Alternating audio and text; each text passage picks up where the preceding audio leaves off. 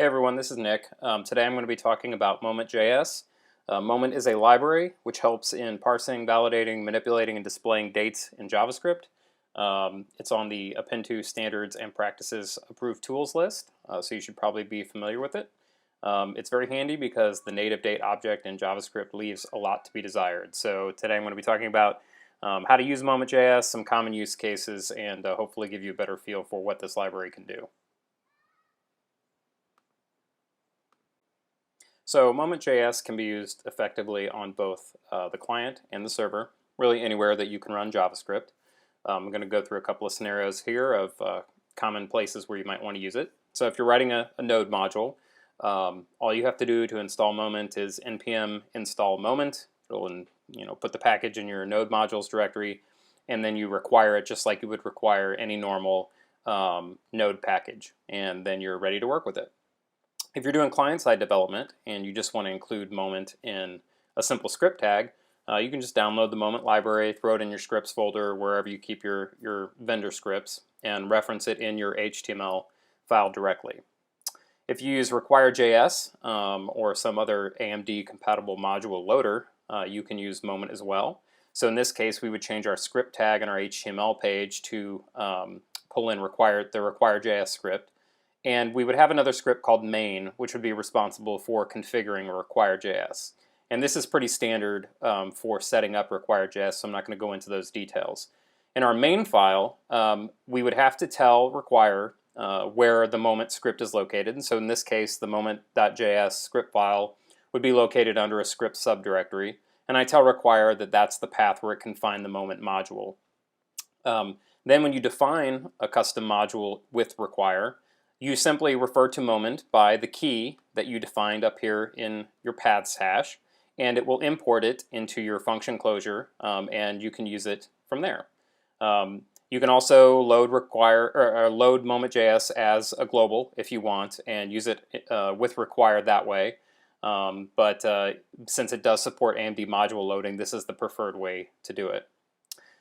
If you are doing an Angular app, you can do something similar. You include your Angular script, you include your Moment script, you set up your Angular application as a module, and then you simply define Moment as a constant that's going to be imported elsewhere in your application. Then when you set up other modules, like for example a controller, you can refer to Moment by name, and it will import Moment into your module's scope function, in this case the controller function, and you can use it just like you would normally. So now we're ready to actually start working with Moment. And in this example, I'm working in the browser, so I've imported Moment as a global, and you can see here that Moment is simply a function, and it's going to take some inputs, and it's going to allow us to manipulate date information with it. So the easiest way to create a Moment object is just simply to invoke the function by itself with no arguments. And what this will give us is a moment object that represents basically the equivalent of new date. So it represents now as a point in time. If we want to see the string representation of that date, we can just invoke toString, and we get back what we would get if we did new date, basically. That's really similar. If we want to see like an isostring representation, we simply say toIsostring on our moment object. It gives us back an ISO representation. We can also convert it to UTC if we're working with time zones by simply invoking the UTC method and then calling toString. And that shifts the time zone so that it's at a 0 offset. So the important thing to remember is that the moment function will generate a moment object which you're going to work with later and manipulate as you go. We can work with specific dates in Moment in a number of ways. The first one is simply to specify a string which represents a date and pass it to the moment function.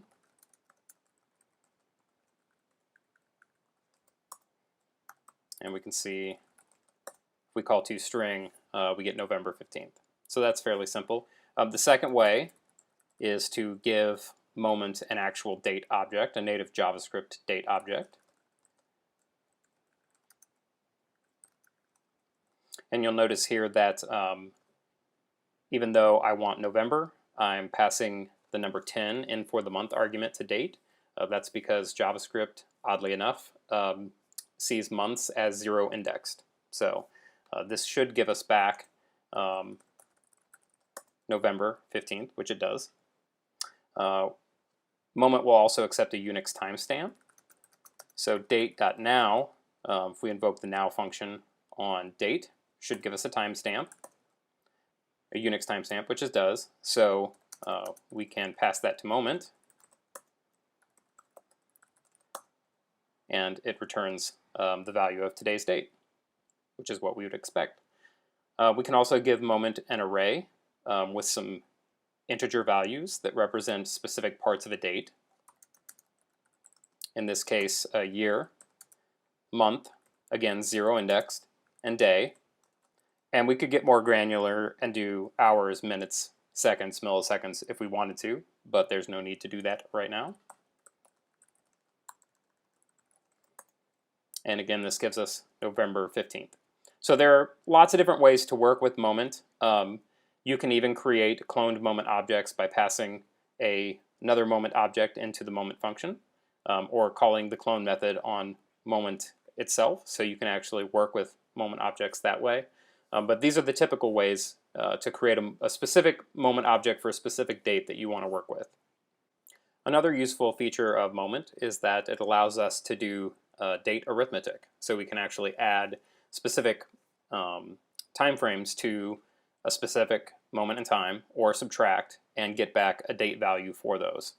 So recall that just invoking moment without a value will return basically now. So let's say we want to find out what the date is going to be 12 days in the future. We could do moment and call add and pass in the unit day and give it a value, which would be 12. And that returns another moment object that represents that specific date. So by calling toString on that, we can see that 12 days from now is going to be July 28th. So moment has this concept of unit, which is a string that represents a specific unit of time. Things like day, hour, month, quarter, week. It's pretty flexible, but you see units used in a lot of different places for a lot of different moment operations. So we can do the same thing, but instead of adding, we can call subtract. And we can see that going backwards in time, 12 days ago would be July 4th. Now, if we wanted to add multiple units to this, instead of passing a simple string and a number, we can pass an object hash where the keys represent the units and their values represent the numeric values for those units. So we want to know 12 days ago and 8 hours. So 12 days, 8 hours ago, what is that value going to be? And we can see that the time frame shifts. Here it's still going to be July 4th, but it's going to be later in the day. So we can also add multiple units by invoking a fluent interface. So we could accomplish the same thing by saying day 12 dot subtract hour 8 dot toString, and this gives us exactly the same value, more or less, because some time has passed since we last executed this. So by chaining this together, you can achieve the same result, and you can do the same thing with add as well.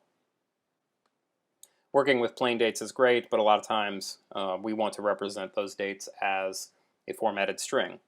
So moment gives us a format method on a moment object, and we can pass in a string, which it's going to parse, that represents the format that we want the date to be displayed in. Moment has a large number of formatting options. Some common ones would be representing year, month, and day, which would be this.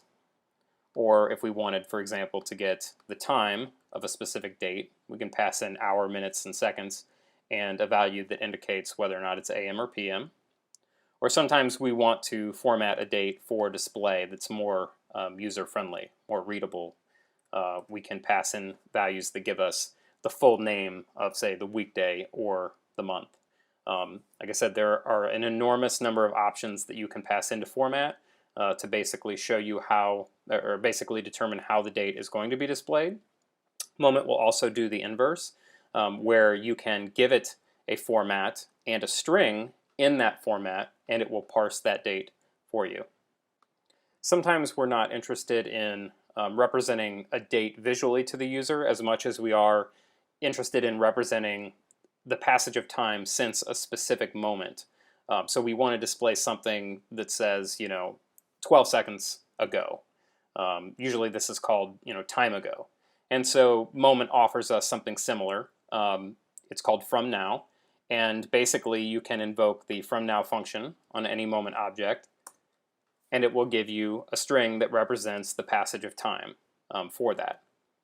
So because you can do any moment object, you can pass in a string that represents a specific date. So in this case, we're looking ahead into the future from July to November.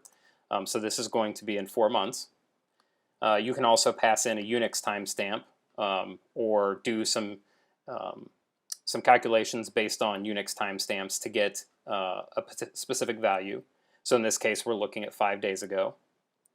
And you can do the same by passing another moment object into the moment function and getting the from now value for that. So this would be a month ago on 5/5/2014. Again, these are estimates, so there's not an exact precision here.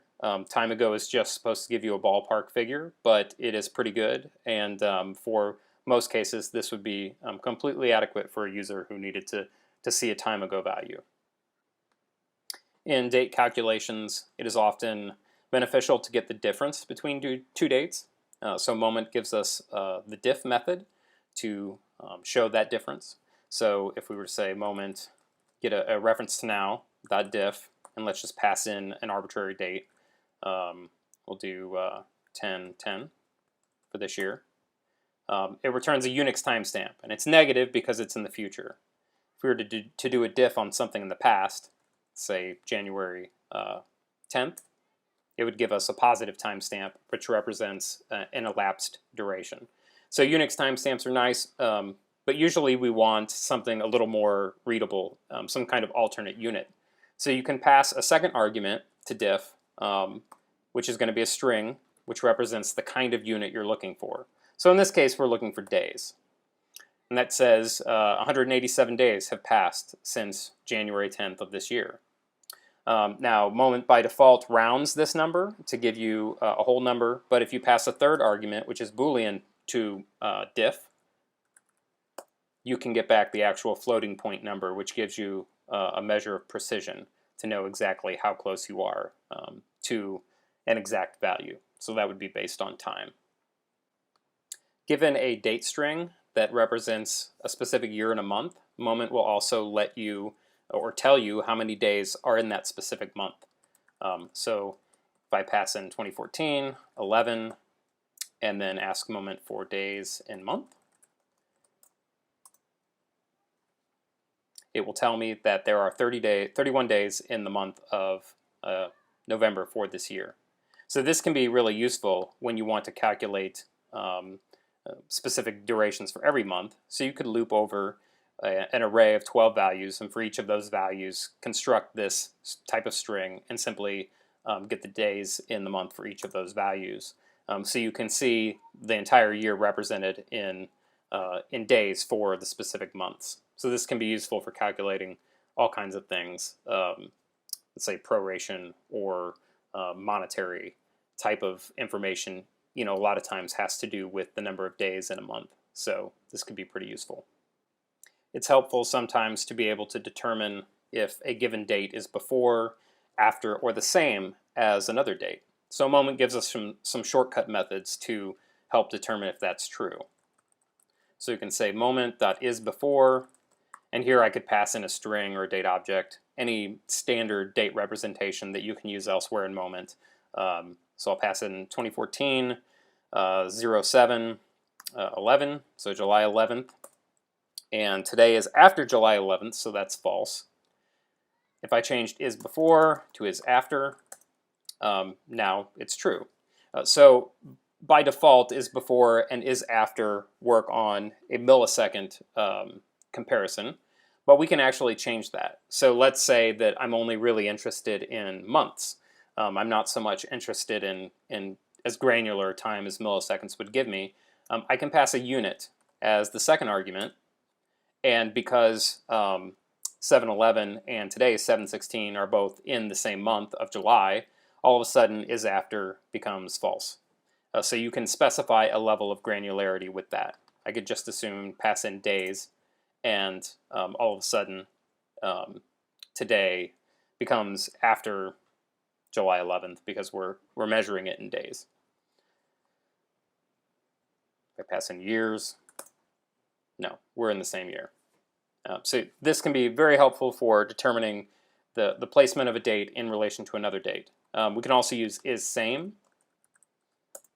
And because we're measuring granularity in years, these both occur in 2014, so yes, we are in the same year. Moment also lets us work with durations, not just dates. So a duration represents a passage of time that is completely independent of any dates. To create a moment duration, we simply invoke the duration function on the moment function. And note here that I'm not using parentheses when I reference moment because I don't want a date object back. Duration is a function directly on moment itself. And I'm going to give it a quantity, so 3 and a unit, days. Now I have a duration object that represents 3 days. If we were to look at this, we can see that internally it's tracking 3 days. So on this duration object, I can do similar things as I can do to a date object, where I can add a specific unit to it. So now I want to add 1 month. And if I look at the object again, it's internally tracking the values that I've passed to it. I can also do subtract. And we'll do 1 week. And what I can do with this duration now is that I can represent it as any particular arbitrary unit.